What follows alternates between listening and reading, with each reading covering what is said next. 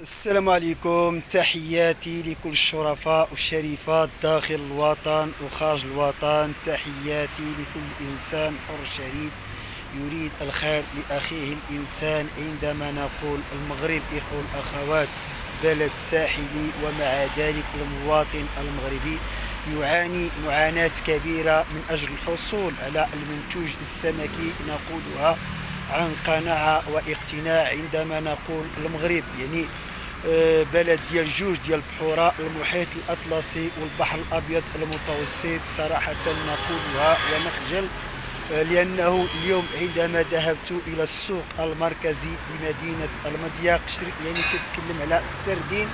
تقريبا كنتكلموا على أن كيلوغرام واحد من السردين 25 ديال الدرهم من داخل مدينة ديال رينكون المضيق شمال المغرب. اللهم هذا منكر، قهرتونا بزيادات الأسعار. ما عرفنا هاد الأسعار واش من الدولة المغربية ولا من الكبار ديال التجار، ولا من الكبار ديال كيف ما كنقولوا اصحاب المراكب، ولا التجار، ولا الناس اللي كتبيع بالتقسيط. ولكن اللي تبين وهو ان هذا المغرب هذا صراحه اصبح العيش فيه مجرد جحيم. اصبح العيش معاناه يوميه بسبب الغلاء الكبير في الاسعار. تصوروا معايا جوج ديال البحوره، المحيط الاطلسي والبحر الابيض المتوسط، والسردين ب 25 ديال الدرهم.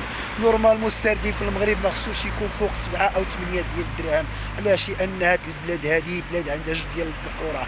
نورمال الاخوه والاخوات، انني من داخل المدينه ديالكم كنقولها، لا يمكن تصدير المنتوج السمكي الا بتوفير الاكتفاء الذاتي وتوفير المنتوج السمكي بواحد الثمن اللي هو جد مناسب. وعبد ربي هنا بالنساء يرفض اي تجديد للاتفاقيات ديال الصيد البحري مع الاتحاد الاوروبي، ويعتبر ان الاولويه الى المواطن. كتعلفوا الاجنبي، كتشبعوا الاجنبي، وكتخليونا حنايا مقهورين مع السردين ب 25 درهم.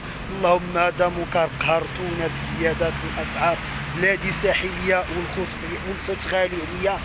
يوميا كنهضروا لكم في هذا الموضوع. خليني من كره القدم، خليني من التفاهه، خليني من السياره الهيدروجينيه، وخليونا مع البطاطا ومطيشه والسردين ب 25 درهم مجددا. اللهم هذا منكر.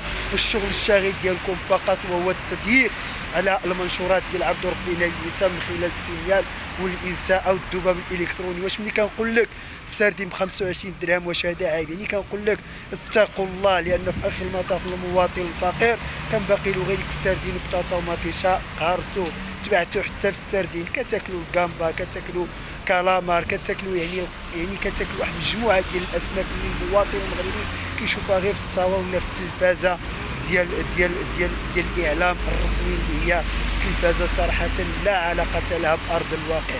اذا من داخل مدينه ديال رينكون، بلادي ساحليه والحوت غالي عليا. قهرتونا بالغلاء، لا للغلاء لا للزياده في الاسعار.